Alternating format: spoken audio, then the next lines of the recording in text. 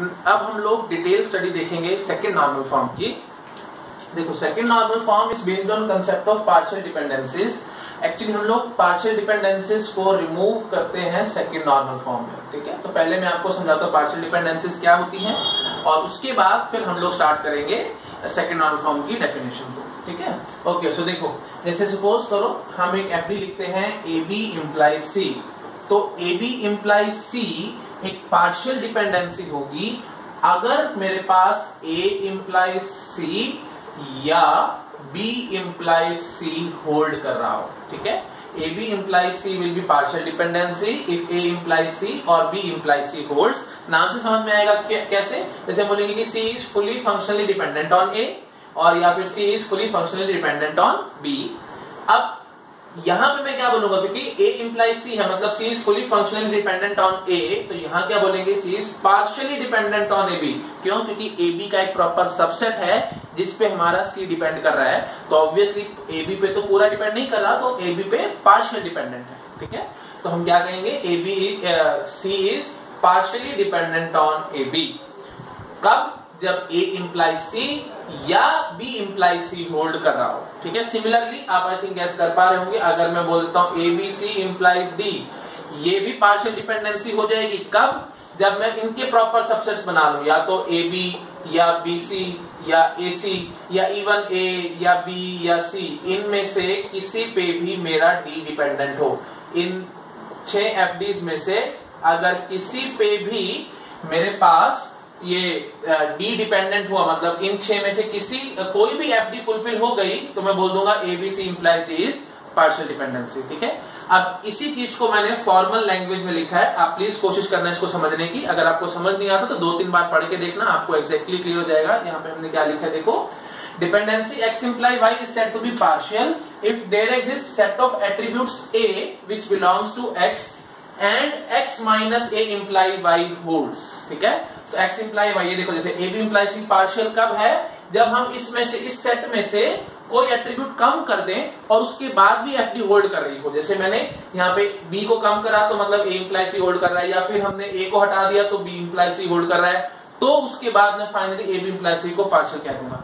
लेकिन अगर मैं इसमें से कोई भी एट्रीब्यूट को घटाता हूं या यू कैन से सब्ट्रैक्ट करता हूं, उसके बाद मेरी एफडी होल्ड नहीं करती है, तो फिर वो फुली फंक्शनल डिपेंडेंसी होगी, वो पार्शियल नहीं होगी। यहाँ पे भी हमने यही किया था, A B C implies D नाम की एक एफडी थी, तो मैंने इसके सबसेट्स बना लिए सारे जितने भी पॉसिबल बन सकते थे, और देखा अगर किसी भी प्रॉपर सबसेट पे, मतलब प्रॉपर सबसेट वाली एफडी होल्ड कर रही होगी, तो जाके ये वाली एफडी मेरी पार्शियल हो जाएगी, अदरवाइज ये पार्शियल नहीं हो पाएगी, ठीक है। आई थिंक क्लियर हो गया होगा सबको। अब देखिए, अब हम नेक्स्ट पॉइंट क्या कह रहे हैं, consider relation schema R A B C and assume A B is the candidate key, ठीक है। हम एज्यूम कर रहे हैं कुछ एफडीज होंगी, उसके बाद हमने एज्यूम कर लिया कि इसमें ए बी हमारी कैंडिडेट की बन रही है। तो अगर ए बी कैंडिडेट की है तो हम बड़े आराम से ये चीज बोल सकते हैं ना कि A B implies C hold करेगा। ऑब्वियस सी बात है, अगर ए बी कैंडिडेट की है तो उसमें सारे एट्रीब्यूट्स मेरे डिपेंडेंट होंगे, तो A B implies C hold करेगा ही करेगा। लेकिन अगर मेरे पास कोई ऐसी एफडी है, बी इम्प्लाइज सी है या इवन ए इम्प्लाइज सी है, हम यहाँ पे ये भी बोल सकते थे ए इम्प्लाइज सी या बी इम्प्लाइज सी, दोनों में से कोई भी एक एफडी मेरे पास होगी, तो A B implies C partial dependency बन जाएगी। आई थिंक आपको क्या हो रहा होगा, क्योंकि A B implies C, A B हमारी कैंडिडेट की थी, तो ए बी इम्प्लाइज सी तो होल्ड करेगी। अब अगर बाय चांस मेरे सेट ऑफ एफडीज में बी इम्प्लाइज सी या ए इम्प्लाइज सी हो रहा होगा, तो A B implies C partial dependency बन जाएगी। तो इसका मतलब क्या हुआ कि इस टाइप की एफडीज, बी इम्प्लाइज सी या ए इम्प्लाइज सी, हम 2NF में अलाउ नहीं करेंगे, ठीक है। We will not allow it in 2NF। कौन सी वाली, बी इम्प्लाइज सी या ए इम्प्लाइज सी। मतलब मेन बात यह आएगी कि प्रॉपर सबसेट ऑफ कैंडिडेट की पे हमारे पास कोई भी नॉन प्राइम एट्रीब्यूट डिपेंडेंट नहीं होना चाहिए।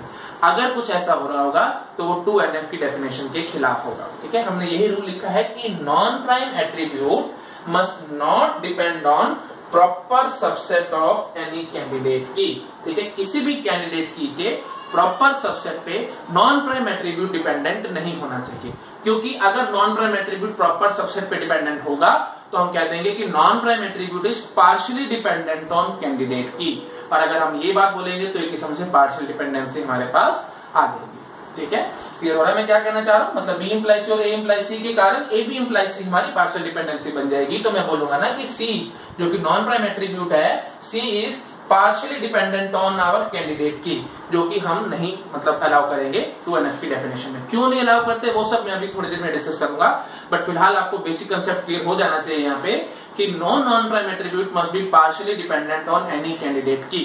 ठीक है, ये चीज हमारे को 2NF कहती है।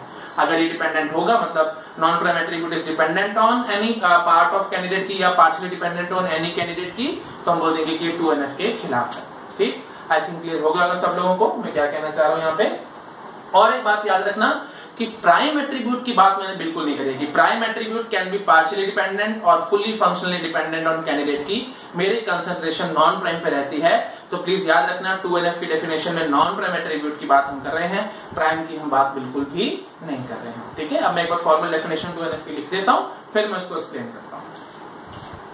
देखो फॉर्मल डेफिनेशन क्या है सेकंड NF की, a relation schema R is said to be in 2NF if following two conditions are satisfied। ठीक है, दो कंडीशंस है। पहली condition R must be in first normal form, ये हर बार चलती रहेगी। 3 में बोलूंगा कि 3NF में बोलूंगा कि relation schema must be in 2NF, BCNF में बोलूंगा कि relation schema must be in 3NF, मतलब पीछे वाली नॉर्मल फॉर्म तो हमें सेटिस्फाई करवानी ही पड़ेगी। ठीक है, तो R must be in first normal form and no non prime attribute must be partially dependent on any candidate की, ये बात हमें याद रखनी है। वर्डिंग याद रखना, नो नॉन प्राइम एट्रीब्यूट। ठीक है, no non prime attribute must be partially dependent on any candidate key. ये इसके इक्विवेलेंट बात में क्या कह सकता हूं कि every non prime attribute must be fully functionally dependent on every candidate key. ठीक है, मतलब जो भी नॉन प्राइम एट्रीब्यूट है वो फुली फंक्शनली डिपेंडेंट होना चाहिए हर एक कैंडिडेट की पे, एवरी कैंडिडेट की। या फिर आप ऐसे ही बोल सकते थे कि no non prime attribute must be partially dependent on any candidate key, मतलब किसी एक भी कैंडिडेट की पे पार्शियली डिपेंडेंट नहीं होना चाहिए हमारा नॉन प्राइम एट्रीब्यूट। ठीक है, तो अब देखो इस चीज को मैं लिंक कैसे करता हूं। जैसे मैंने आपको हाईएस्ट नॉर्मल फॉर्म का जब वीडियो बनाया था वहां पे मैंने आपको क्लियर किया था कि लेफ्ट हैंड साइड में proper subset, okay, proper subset of any candidate की से नॉन प्राइम एट्रीब्यूट नहीं आना चाहिए। अगर ऐसा कुछ आ रहा है तो ये 2NF के खिलाफ है। तो यही चीज ये डेफिनेशन भी बोल रही है। कैसे बोल रही है मैंने अभी आपको थोड़ी देर पहले भी क्लियर किया था, बट स्टिल मैं एक बार और बोलने की कोशिश करता हूं। जैसे देखो AB हमारी कैंडिडेट की है, तो AB और C हमारा नॉन प्राइम है, तो AB इंप्लाइज C, ये तो होल्ड करेगा ही करेगा। क्यों? क्योंकि AB हमारी कैंडिडेट की है, तो उस पर एवरी नॉन प्राइम एट्रीब्यूट तो डिपेंडेंट होगा ही। लेकिन अगर मेरे पास B इंप्लाइज C या A इंप्लाइज C हुआ तो AB इंप्लाइज C हमारी पार्शियल डिपेंडेंसी बन जाएगी। तो B और A क्या है? प्रॉपर सबसेट है कैंडिडेट की के, और उस पे कौन डिपेंडेंट है? Non prime attribute. तो ये देखो ये चीज है ना, प्रॉपर सबसेट ऑफ कैंडिडेट की पे नॉन प्राइम एट्रीब्यूट डिपेंडेंट है। तो यही दोनों FD हैं जो प्रॉब्लमेटिक हैं। ठीक है, और प्लीज ये चीज याद रखना, ये बहुत कंफ्यूजन रहता है स्टूडेंट्स को, ये पार्शियल डिपेंडेंसी नहीं है, ये पार्शियल डिपेंडेंसी पैदा करवा रही है। ठीक है, इन्हीं के कारण ये डिपेंडेंसी मतलब कैंडिडेट की पे जो हमारा नॉन प्राइम एट्रीब्यूट डिपेंडेंट है ये पार्शियल बन जाती है। ठीक है, तो हमें याद क्या रखना है, ये चीज जो बात है ना कि proper subset of any candidate की से नॉन प्राइम एट्रीब्यूट आ रहा है, ये 2NF अलाउ नहीं कर रहा है। क्यों नहीं कर रहा है? क्योंकि ये मेन कॉज है पार्शियल डिपेंडेंसीज लाने के लिए। ठीक है, ये खुद पार्शियल डिपेंडेंसी नहीं होती, मतलब प्रॉपर सबसेट ऑफ कैंडिडेट की पे नॉन प्राइम डिपेंडेंट होना that is not partial dependency, ये कॉज है जिसके कारण पार्शियल डिपेंडेंसी पैदा होती है। जैसे हमने यहां लिखा है B इंप्लाइज C या A इंप्लाइज C, ये मेन कॉज है ना जिसके कारण AB implies C partial dependency बनी है। ठीक है, तो ये चीज हमें माइंड में रखनी है। ओके, अच्छा, उसके बाद हमने ये नोट करके लिखा है, वैसे मैंने बार बार आपको बता भी दिया कि definition is all about non prime attributes, we are not concern with prime attributes. क्योंकि अगर राइट हैंड साइड पे प्राइम हुआ तो मैंने आपको पहले भी बताया था वो तो 3NF को सेटिस्फाई कर देगा, 2NF तो फिर ऑब्वियसली करेगा ही करेगा। ठीक है, तो right hand side non prime और left hand side proper subset of any candidate key, ये 2NF हमें अलाउ नहीं कर रहा, क्योंकि इन्हीं से पार्शियल डिपेंडेंसीज पैदा होती हैं। अब मैं आपको ये क्लियर करने की कोशिश करता हूं कि इससे दिक्कत क्या हो रही है। मैं एक डेटा लेता हूं, थोड़ा सा एग्जांपल से क्लियर करूंगा आपको कि इससे क्यों रिडंडेंसी, इंसर्शन और डिलीशन वो सब एनोमलीज पैदा हो रही हैं। ठीक है, बहुत ज्यादा डिटेल में हमें जाने की जरूरत नहीं है क्योंकि गेट के लिए मोर देन सफिशिएंट जितना मैंने आपको बता दिया, बट स्टिल थोड़ा सा आपकी लिंकिंग हो जाएगी, आपके माइंड में चीजें अच्छे से फिट हो जाएंगी अगर हम एक छोटा सा एग्जांपल देखेंगे तो। ठीक है, एग्जांपल लिख लेता हूं फिर एक्सप्लेन करता हूं। तो देखो हमने थोड़ा सा डेटा लिया है और मैं कोशिश करता हूं आपको समझाने की कि पार्शियल डिपेंडेंसीज होने से क्या प्रॉब्लम आ सकती है। देखो हमारे पास एक कंपनी का डेटाबेस है या टेबल है, उसके अंदर project number, project name, emp number मतलब employee number, employee name, job, charge per day और नंबर ऑफ डेज। ठीक है, this is charge per day and this is number of days. तो ये हमारे पास टेबल के अंदर कुछ एट्रीब्यूट्स हैं और कुछ एफडीज है हमारे पास, project number implies project name, project number implies project name, employee name, job, charge per day, and day, employee number implies name, job, charge per day and job implies charge per day. ठीक है, और हमने कुछ data यहाँ पे लिया है तो मैं थोड़ा सा पढ़ देता हूँ ताकि आपको समझ में आ जाए। प्रोजेक्ट नंबर 111 ये सब चल रहा है, प्रोजेक्ट नेम की आई मतलब मान लो इंश्योरेंस है, employee number 101 and so on, name है कुछ उनके, जॉब है मतलब एसीसी मतलब अकाउंटेंट है ये, और चार्ज पर डे 1000 है और नंबर ऑफ डेज 30 है। तो आप इसको ऐसे पढ़ सकते हैं कि प्रोजेक्ट नंबर 1 जो कि इंश्योरेंस का था उस पे एम्प्लॉय नंबर 101 वर्क कर रहा है, नेम आर है, उसकी जॉब अकाउंटेंट है, चार्ज पर डे 1000 है और वो 30 डेज तक वर्क करेगा। ऐसी प्रोजेक्ट नंबर 1 पे जो कि इंश्योरेंस था उस पे 103 नाम का एम्प्लॉय भी काम कर रहा है, उसका नाम ए है, जॉब उसकी मैनेजर है, 4000 पर डे चार्ज है उसका और 15 डेज तक वो काम करेगा एंड सो ऑन। ठीक है, सीएल मतलब क्लर्क समझ लो, ये क्लाइंट एंड सो ऑन, ये सब मतलब इतना कुछ ज्यादा डिटेल में जानने की जरूरत नहीं है, मैं सिर्फ आपको थोड़ी सी इंट्रोडक्शन दे रहा हूँ क्योंकि डेटा बहुत ज्यादा है, उसमें टाइम वेस्ट होगा मेरे को सब समझाने में आपको। Okay, so this is our simple table. अब सबसे पहला काम होगा कि मैं इसकी नॉर्मल फॉर्म चेक करूं, इसकी कौन सी हाईएस्ट नॉर्मल फॉर्म है इस टेबल के लिए। देखो तो उसके लिए सबसे पहला स्टेप क्या होगा, हम की निकालेंगे मतलब कैंडिडेट कीज निकालेंगे, कैंडिडेट की निकालने के बाद हम प्राइम और नॉन प्राइम अलग अलग करेंगे और उसके बाद फिर नॉर्मल फॉर्म की डेफिनेशन लगा देंगे, मतलब जो मैंने आपको एल्गोरिथम पढ़ाया था वो हम लोग लगाएंगे। तो मैं की वगैरह वो सब नहीं निकाल रहा हूँ क्योंकि मेरे पास जगह बहुत कम है, आप अपने आप यहाँ पे निकाल सकते हो क्योंकि मैंने आपको बहुत प्रैक्टिस कराई है पहले ही। तो मैं आपको बता देता हूँ कि प्रोजेक्ट नंबर और इंप नंबर ये दोनों मिला के कैंडिडेट की बना रहे हैं। ठीक है, तो प्रोजेक्ट नंबर और इंप नंबर ये हमारी कैंडिडेट की है, कंपोजिट कैंडिडेट की है यहाँ पे। और आपको देखते समझ में आ रहा होगा कि देखो प्रोजेक्ट नंबर और इंप नंबर से सारे एट्रीब्यूट आ रहे हैं तो ऑब्वियसली प्रोजेक्ट नंबर और इंप नंबर मेरी कैंडिडेट की होगी। ओके, अब देखो एक एक करके एफडी को चेक करते हैं, देखते हैं कि कहाँ पे क्या गड़बड़ है। जैसे देखो पहली एफडी देखते हैं, लेफ्ट हैंड साइड देखो क्या सुपर की है, नहीं। राइट हैंड साइड क्या ये प्राइम है, नहीं, क्योंकि प्राइम तो पी नंबर और इंप नंबर ही है। और फिर लेफ्ट हैंड साइड में देखा क्या की का पार्ट है, यस, एक प्रॉपर सबसेट है हमारे पास कैंडिडेट की का, क्योंकि कैंडिडेट की पी नंबर और इंप नंबर है, P number is the proper subset of this. So ये पार्शियल डिपेंडेंसी पैदा करवाएगी। सो दैट मीन्स ये 2NF को सेटिस्फाई नहीं कर रही है, तो ये हमारी हाईएस्ट नॉर्मल फॉर्म क्या आएगी, 1NF। अच्छा, ये एफडी की बात करो तो इसमें राइट हैंड साइड में बहुत सारे एट्रीब्यूट्स हैं, तो कोई बात नहीं, पहले आप लेफ्ट हैंड साइड को देखो। लेफ्ट हैंड साइड हमारी सुपर की है, मतलब एक्चुअली कैंडिडेट की है, तो एवरी कैंडिडेट की सुपर की। सो दैट मीन्स ये एफडी हमारे पास BCNF को सेटिस्फाई कर रही है। उसके बाद नेक्स्ट एफडी देखो, emp number, employees E name, job, charge per day, ये सारे के सारे हमारे पास नॉन प्राइम एट्रीब्यूट हैं, तो मेरे को अलग अलग करने की जरूरत नहीं है। अगर प्राइम और नॉन प्राइम होते, कुछ प्राइम और कुछ नॉन प्राइम, तो हम इनको अलग अलग करने की कोशिश करते, स्टिल हम इसको एक एफडी मान के काम कर सकते हैं। सारे के सारे नॉन प्राइम है और लेफ्ट हैंड साइड में जाके देखा तो प्रॉपर सबसेट है कैंडिडेट की का, तो अगेन ये भी प्रॉब्लमेटिक है, ये भी 1NF को सेटिस्फाई कर रहा है, 2NF तक हम लोग नहीं जा पा रहे। अच्छा, इसमें देखा हमने लेफ्ट हैंड साइड सुपर की नहीं है, राइट हैंड साइड में जाके देखा प्राइम भी नहीं है, फिर लेफ्ट हैंड साइड में देखा फिर यहाँ पे प्रॉपर सबसेट कैंडिडेट की का नहीं है, क्योंकि प्रॉपर सबसेट नहीं है तो ये 2NF को सेटिस्फाई कर रहा है। ठीक है, ये एफडी सेटिस्फाई कर रही है 2NF को। अब हाईएस्ट नॉर्मल फॉर्म में बोलूं तो इस डिजाइन की क्या है, 1NF है, मतलब ये पूरी टेबल हमारी फर्स्ट नॉर्मल फॉर्म को सेटिस्फाई कर रही है, बस सेकंड तक हम लोग नहीं जा पा रहे। और देखते हैं इसमें क्या क्या प्रॉब्लम्स हैं और फिर हम लोग सेकंड नॉर्मल फॉर्म में इसको तोड़ना सीखेंगे। ठीक है, ओके, तो फटाफट हम बात करते हैं। सबसे पहले रिडंडेंसी एनोमली, जैसे हम 4 एनोमली आपको बताते थे। एनोमली का मतलब डेविएशन फ्रॉम नॉर्मल बिहेवियर, जो नॉर्मल बिहेवियर नहीं है, मतलब हम नॉर्मल बिहेवियर से डेविएट करने की कोशिश कर रहे थे। हम क्या क्या देखते थे, redundancy anomaly, insertion anomaly, updation anomaly और डिलीशन एनोमली। ठीक है, इन चारों की हम फटाफट से एक बार बात करते हैं। रिडंडेंसी देखो, जैसे देखो हमारे पास इसी से ये जो हमारे पास मेन कॉज है ना पार्शियल डिपेंडेंसी आने का, मैं एक बार फिर भी दोबारा बोल रहा हूं प्लीज, ताकि आपकी चीजें दिमाग में फिट हो जाएं। इसीलिए ये कॉज है पार्शियल डिपेंडेंसी का, ये पार्शियल डिपेंडेंसी नहीं है। पार्शियल डिपेंडेंसी एक्चुअली ये आई है, P number, emp number implies P name, क्योंकि हम लोग डिकम्पोजिशन रूल लगा सकते हैं, जो मैंने आपको आर्मस्ट्रॉन्ग एक्सियोम्स में बताया था। तो हम P number emp number implies P name ये अलग कर सकते हैं, फिर P number emp number implies E name, P number emp number implies job and so on, ये सब हम अलग अलग कर सकते हैं। तो P number emp number implies P name, ये जो अगर हम एफडी माने इतना पार्ट अगर हम देखें तो ये एक पार्शियल डिपेंडेंसी है। इसका कारण है ये वाली एफडी, क्योंकि P number is dependent on P name is dependent on P number. So यहाँ पे हम क्या बोलेंगे कि P name is partially dependent on P number and emp number, ठीक है। तो इसलिए ये पार्शियल डिपेंडेंसी नहीं है, एक्चुअल पार्शियल डिपेंडेंसी ये है, ये सिर्फ कॉज है, ठीक है। और यही कॉज 2NF अलाउ नहीं करता है। तो अब मुझे यही दिखाना है कि ये क्या दिक्कत पैदा कर रहा है आपके लिए। तो देखो मैं इसको समझाता हूं आपको। P number implies P name था, तो P number implies P name मतलब क्या होगा, जहां जहां पी नंबर रिपीट होगा वहां पे पी नेम रिपीट होगा। दैट मींस ऑब्वियसली रिडंडेंसी आएगी। देखो जैसे पी नंबर यहाँ पे 4 टाइम्स बना है तो 4 टाइम्स आई आया, फिर 2 आया तो फिर एच आया एंड सो ऑन।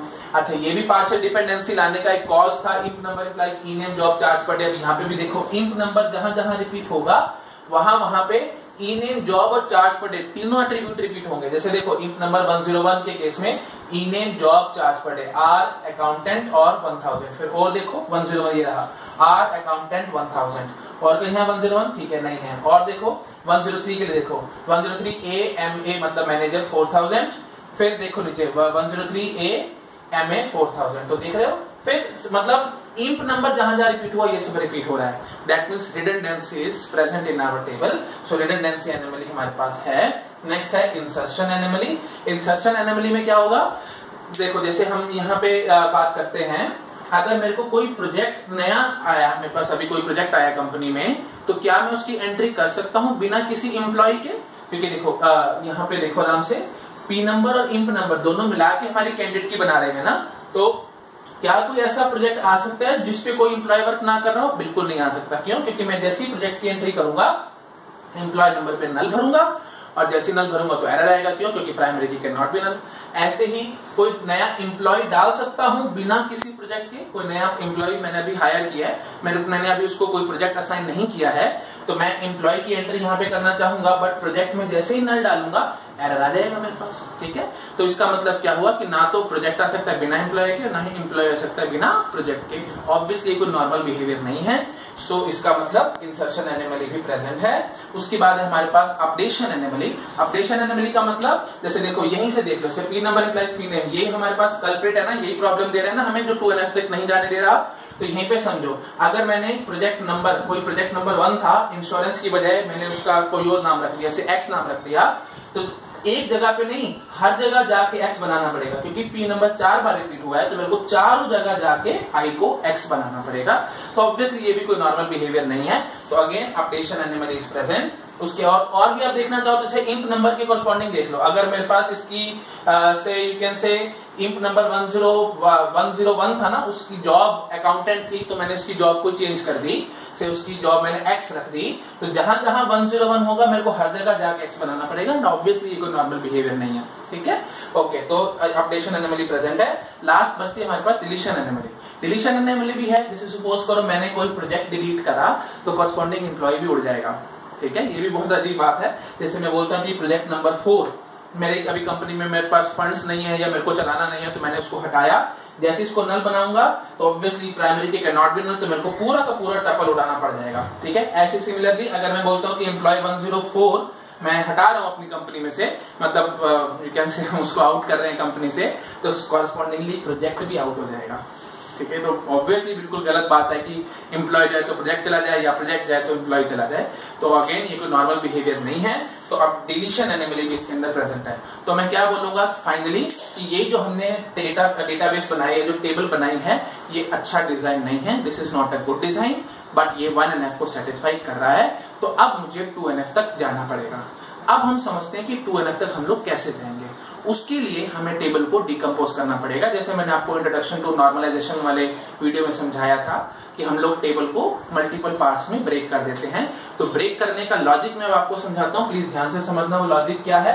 जो कल्प्रिट है, कल्प्रिट इन द सेंस मतलब ये 1NF को सेटिस्फाई कर रही है, ये 2NF तक नहीं जा पा रही ना, तो हम क्या करेंगे, इसका LHS पकड़ेंगे, प्रोजेक्ट नंबर का मैं क्लोजर निकालूंगा इन FDs के सेट में से।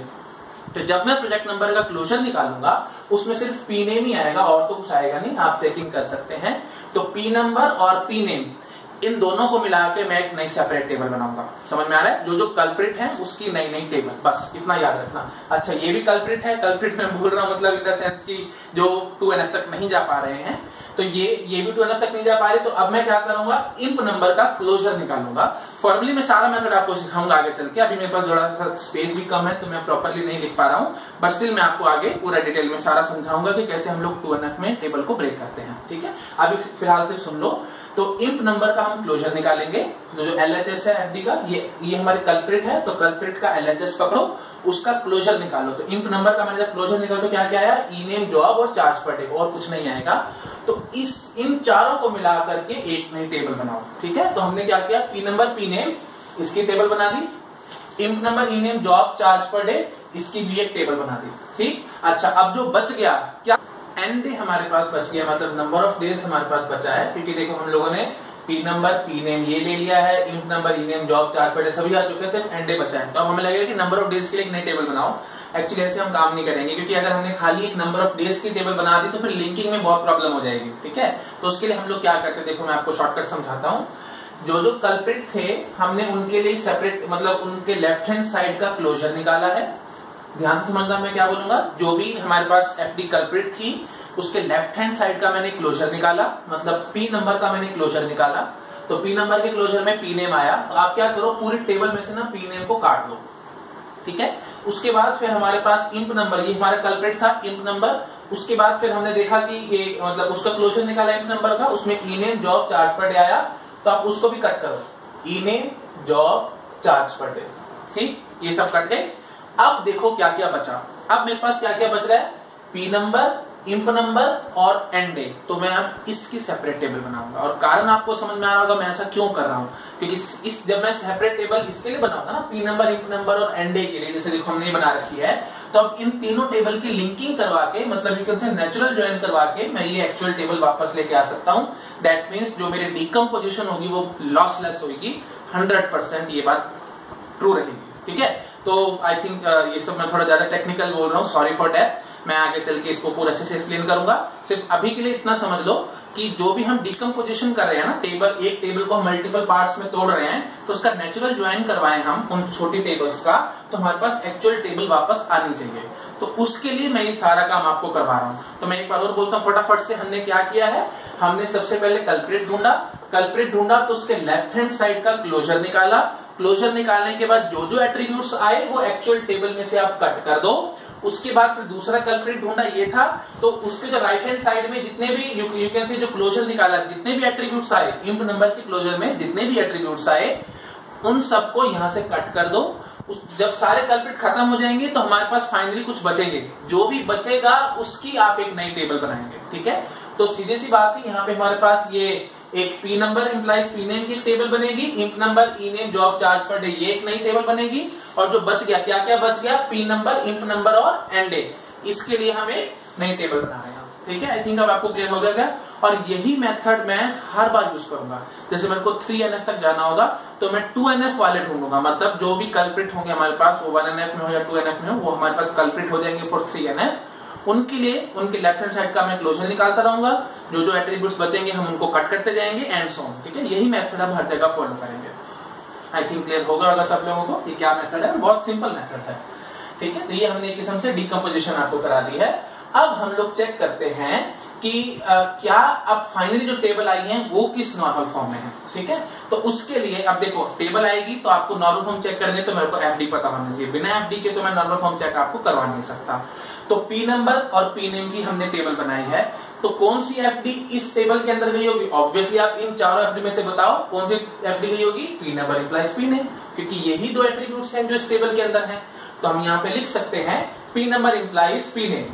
ठीक है, तो P number implies P name, ये एफडी इस टेबल के अंदर गई, और कोई एफडी इस टेबल में आ नहीं रही, तो आपको अपने आप समझ में आ रहा होगा इसकी हाईएस्ट नॉर्मल फॉर्म कौन सी है, BCNF। क्यों BCNF? क्योंकि left hand side is the candidate की, और आपको कैंडिडेट की आई थिंक निकालनी आती है, आप लेफ्ट मिडल राइट कर सकते हैं, बट मेरे को करने की जरूरत नहीं, क्योंकि सिर्फ दो ही एट्रीब्यूट्स है, तो मैं क्यों करूं, ए इंप्लाइज भी हो तो पक्की बात है ये मेरी कैंडिडेट की होगी। तो वही बात है यहाँ पे, P number is my candidate की, तो आराम से left hand side is the super की, सो इसका मतलब ये टेबल BCNF को सेटिस्फाई कर रही है। अच्छा, एक बात आप और भी नोटिस कर रहे हैं, 1 2 3 4 और IHEP मैंने सिर्फ यही लिखा है, क्यों? क्योंकि ऑब्वियस सी बात है, जब पी नंबर पी नेम की मैं टेबल बना रहा हूं तो मैं जबरदस्ती टपल्स को रिपीट क्यों करूंगा? 1I 4 बार था तो मैं उसको ऑब्वियसली एक ही बार लिखूंगा, हमने यही काम यहाँ करा है। उसके बाद नेक्स्ट टेबल हमने बनाई है एम्प्लॉय वाली, इसके अंदर बताओ कौन कौन सी FD गई है? इसके अंदर 2 FDs गई हैं, ये देखो, एक ये वाली और एक ये वाली। आप आई थिंक गेस कर पा रहे होंगे क्यों गई हैं ये, क्योंकि इंप नंबर इन जॉब चार्ज पर डे ये हमने टेबल बनाई है, ये FD तो पक्की बात है सीधी सीधी इसके अंदर चली गई, और job employees charge per day भी तो गई ना इसके अंदर, ठीक है? तो बस अब आप मुझे बताओ कि इस टेबल की हाईएस्ट नॉर्मल फॉर्म कौन सी है? आई थिंक आपको देखते समझ में आ रहा होगा कि इंप नंबर इसकी कैंडिडेट की है। अगर आपको नहीं समझ में आ रहा तो प्लीज लेफ्ट मिडल राइट करो, आपको अपने आप से समझ में आ जाएगा, proper step by step follow करो। कैंडिडेट की हमारे पास एम्प्लॉय नंबर ही आएगी, और देखते भी आपको समझ में आ रहा होगा क्योंकि 4 एट्रीब्यूट हैं, इससे सारे एट्रीब्यूट आ रहे हैं, तो पक्की बात है इंप नंबर हमारी कैंडिडेट की है, ठीक है? तो अब ये FD किस में आ जाएगी? BCNF में आ जाएगी, ठीक है? मैं थोड़ा सा स्पेस बचा रहा हूं, एक्चुअली फिर आप ये मत बोलना कि अभी यहाँ पे आपने 1NF लिखा था फिर इसी को आपने BCNF लिख दिया है। एक्चुअली ये 1NF इस टेबल के हिसाब से है, अब ये वाली FD एक्चुअली इस टेबल के अंदर जा चुकी है, इसलिए मैं अब इसको BCNF लिख रहा हूँ, ठीक है? और फाइनली ये बताओ ये किसके अंदर है? BCNF क्यों है? क्योंकि left hand side is our candidate key, मतलब एक्चुअली सुपर की है, तो सुपर एवरी कैंडिडेट की इज आल्सो सुपर की, तो क्योंकि लेफ्ट हैंड साइड हमारे पास सुपर की है, सो ये BCNF को सेटिस्फाई कर रही है। अच्छा, इसकी बात करो job employees charge per day की, लेफ्ट हैंड साइड सुपर की तो है नहीं, राइट हैंड साइड में गए क्या प्राइम है? नहीं, प्राइम भी नहीं है। फिर लेफ्ट हैंड साइड में देखा क्या कोई कैंडिडेट की का पार्ट है? नहीं है, that means proper subset candidate की का नहीं है, तो पक्की बात है ये 2NF को सेटिस्फाई कर रही है। तो फाइनली मैं क्या बोल लूंगा कि ये जो हमारी टेबल है ये हमारी 2NF को सेटिस्फाई कर रही है, ये हमारी BCNF को सेटिस्फाई कर रही है। अच्छा, उसके बाद और यहाँ पे भी देखो मैंने रिडंडेंसी हटा दी है सारी, मैंने सारे बार बार नहीं लिखा, सिर्फ 101 2 बार था तो हमने सिर्फ एक ही बार लिखा है, कारण आपको समझ में आ रहा होगा क्योंकि अब इसके साथ हमने मतलब इनके साथ तो हमें बार बार इन्हीं के कारण मेरे को इसको रिपीट करना पड़ रहा था ना, तो अब हमें वो रिपीट नहीं करना पड़ेगा, हम सिर्फ एक एक बार उनको लिखेंगे, ठीक है? अच्छा, उसके बाद लास्ट है हमारे पास ये table P number, emp number और एंड डे। ये टेबल में बहुत सारे कॉलम्स रोज आने थे या टपल्स आने थे, कितने जितने इसके अंदर थे। क्यों? क्योंकि पी नंबर और इंप नंबर इस टेबल की भी प्राइमरी की थी, पी नंबर और इंप नंबर दोनों मिला के इस टेबल की प्राइमरी की थी, तो पक्की बात है पी नंबर और इंप नंबर तो कहीं पे भी रिपीट नहीं होगा, तो सारे के सारे मेरे को यहाँ लिखने पड़ते, मेरे पास स्पेस नहीं था तो मैंने नहीं लिखे हैं, आप प्लीज उसको लिख के चेक कर सकते हैं। और फाइनली मुझे ये बताओ कि इस टेबल के अंदर कौन सी FD जाएगी? इस टेबल के अंदर सिर्फ एक ही FD जाएगी, कौन सी? P number, emp number, implies, P name, ठीक है? यहां तक P number, emp number, implies, P name, ये FD इस टेबल के अंदर हमारे पास आ जाएगी। और फाइनली इसकी नॉर्मल फॉर्म कौन सी होगी वो भी आई थिंक आपको बहुत जल्दी समझ में आ जाएगी। P number, emp number, implies, P name है हमारे पास, अगर तो लेफ्ट हैंड साइड हमारे पास मतलब पी नंबर और इंप नंबर का क्लोजर निकालोगे तो पी नंबर, इंप नंबर और पी नेम सारे आ जाएंगे, तो पक्की बात है पी नंबर और इंप नंबर ही हमारे पास इसकी कैंडिडेट की बनेगी। तो obviously this table is also in BCNF, ठीक है? आई थिंक आपको समझ में आ रहा होगा मैं BCNF कैसे कह रहा हूँ, नहीं आ रहा तो प्लीज एक बार स्टेप बाय स्टेप आप इसको करके देख लीजिए, आपके पास आंसर आ जाएगा। तो फाइनली ये टेबल हमारे पास BCNF में है, ये 2NF में है और ये BCNF में, तो इस टाइप से हमने टेबल को तोड़ा है। और अब हम देखते हैं कि क्या 2NF परफेक्ट है। अगर 2NF ऑब्वियसली परफेक्ट होती तो 3NF हमारे पास आती ही ना, तो हम यहाँ पे सब कुछ चेक करेंगे 2NF में कि क्या क्या प्रॉब्लम्स हैं, और फिर मैं आपको 3NF की स्टार्टिंग बताऊंगा, उसमें बेसिक इंट्रोडक्शन देके फिर उसकी डिटेल में जाएंगे, ठीक है? पहले हम देखते हैं कि ये जो 2NF में टेबल आई है जो कि 3NF में नहीं जा पाई, 3NF में क्यों नहीं जा पाई? क्योंकि job employees charge per day ये FD है जो 2NF को सेटिस्फाई कर रही है, 3NF को सेटिस्फाई नहीं कर रही है। क्यों नहीं करें वो सब हम बाद में देखेंगे आराम से, बट फिलहाल के लिए इतनी बात करो कि ये 2NF ये जो हमने टेबल बनाई ये परफेक्ट है कि नहीं है। तो उसके लिए हम वही सारी एनोमलीज चेकिंग करते हैं और देखते हैं कि क्या गड़बड़ है और क्या नहीं है। तो पहले तो हम बात करते हैं रिडंडेंसी एनोमली की। देखो इसके अंदर कहीं आपको रिडंडेंसी नजर आ रही है? अगर आप ध्यान से देखेंगे तो ये job employees charge per day ये जो FD है ना, ये 2NF है, 3NF को सेटिस्फाई नहीं कर रही है, तो यही सबसे बड़ी प्रॉब्लम हमें पैदा करवाएगी। देखो मतलब job employees charge per day, तो जहां जहां जॉब सेम होगी वहां वहां पे चार्ज पर डे सेम चलेगा, मतलब इन द सेंस जब जॉब रिपीट होगा तो चार्ज पर डे भी रिपीट होगा। अब देखो जैसे जॉब यहीं से समझ, देखो क्लर्क कितनी बारी क्लर्क आया है और हर जगह 500 500 500 चलता रहा है। So that means redundancy anomaly इसके अंदर प्रेजेंट है। कोई नॉर्मल बिहेवियर नहीं है कि हम बार बार चीजों को रिपीट करते रहें, इसलिए हम इसको एनोमली कह रहे हैं। रिडंडेंसी एनोमली हो गई। इंसर्शन एनोमली, इंसर्शन भी बिल्कुल होगी। क्यों? वही जॉब एम्प्लॉय चार्ट पर के हिसाब से सोचना। कोई नई जॉब में डाल सकता हूं जिसके कॉरस्पॉन्डिंग कोई एम्प्लॉय ना हो? नहीं डाल सकता। क्यों? क्योंकि एम्प्लॉय नंबर हमारे यहाँ पे प्राइमरी की है। यहाँ पे प्राइमरी की कौन सी थी? पी नंबर, और यहाँ पे पी नंबर और इंक नंबर। हाँ, अब देखो, क्योंकि इंक नंबर हमारी प्राइमरी की है तो मैं कोई नई जॉब ऐसी डाल ही नहीं सकता जिसपे कोई एम्प्लॉय वर्क ना कर रहा, क्योंकि मेरे को इंक नंबर को नल डालना पड़ेगा उस केस में। ठीक है, तो इंसर्शन एनोमली भी हमारे पास प्रेजेंट है। कोई नॉर्मल बिहेवियर नहीं है ये कि जॉब, अगर कोई नई जॉब हमारी कंपनी मतलब ला रही है, जैसे कोई एक्स नाम की जॉब आ रही है तो हम उसको डाल रहे हैं, बट कोई भी एम्प्लॉय हमने हायर नहीं किया उसके कॉरस्पॉन्डिंग, बट मैं उसकी एंट्री नहीं कर पा रहा। ठीक है, तो इंसर्शन एनोमली है। अपडेशन एनोमली ऑब्वियसली है, आपको जहां जहां रिडंडेंसी आई तो अपडेशन अपने आप से। क्यों? क्लर्क का मैं बोलता हूँ चार्ज पर डे 600 हो गया, 600 कर दिया हमने, उसका बढ़ा दिया, तो जहां जहां क्लर्क होगा जहां वहां 500 होगा, तो हर जगह जा जाके मुझे चेंजेस करने पड़ेंगे, मतलब मल्टीपल कॉलम्स में चेंज करने पड़ेंगे। तो अपडेशन एनोमली भी है इसके अंदर। डिलीशन एनोमली, डिलीशन भी है। कैसे? कोई एम्प्लॉय को उठा के डिलीट करो, कॉरस्पॉन्डिंग जॉब भी डिलीट हो जाएगी, जो कि नॉर्मल बिहेवियर नहीं है। जैसे मैं कहता हूँ एम्प्लॉय 104 को मैंने उड़ा दिया अपनी कंपनी में से, हटा दिया, क्लाइंट नाम की जॉब हमारे पास चाहिए, तो ऑब्वियसली ये कोई नॉर्मल बिहेवियर नहीं है। ठीक है, तो डिलीशन एनोमली भी हमारे पास प्रेजेंट है। तो सारी एनोमली है, इसका मतलब 2NF भी परफेक्ट नहीं है, हमें अब 3NF की तरफ जंप करना पड़ेगा। ठीक।